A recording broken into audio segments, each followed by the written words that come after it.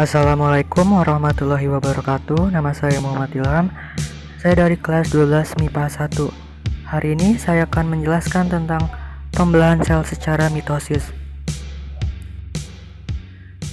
Interfase. Pada interfase terjadi proses persiapan dan penimbunan energi oleh sel untuk melakukan pembelahan. Proses ini memerlukan waktu yang sangat lama dibanding fase lainnya.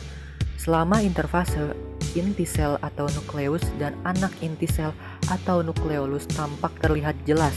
Namun, kromosom pada sel tidak terlihat karena masih dalam bentuk kromatin, yaitu benang-benang halus yang tersusun atas molekul DNA, RNA, dan protein. Di bagian luar inti sel terdapat sentrosom. Nah, tahap interfase ini terbagi menjadi 3, yaitu fase G1 atau gap pertama, yang disebut juga dengan fase pertumbuhan dan perkembangan sel. Hal ini ditandai dengan berkembangnya sitoplasma, organel sel, serta sintesis bahan-bahan. Yang kedua, fase S atau sintesis. Terjadi replikasi atau duplikasi DNA sebagai materi genetik yang akan diturunkan kepada sel anak sehingga akan dihasilkan 2 salinan DNA. Yang ketiga, fase S2 atau gap kedua.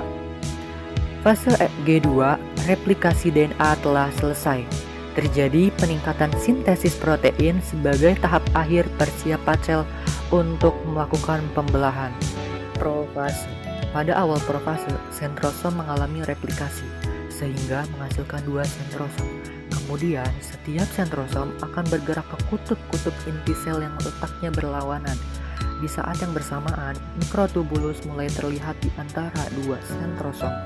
Mikrotubulus ini merupakan serat protein panjang yang memanjang dari sentriol ke segala arah. Lama-kelamaan, mikrotubulus akan membentuk seperti gulungan benang yang biasa kita sebut dengan benang-benang spindel.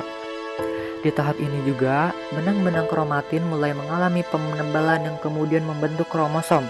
Nah, kromosom ini terdiri dari 2 kromatid identik yang terikat pada sentromer. Setiap sentromer memiliki 2 kinetokor yang merupakan formasi protein, dan di akhir tahap profase, nukleus dan membran inti sel mulai menghilang.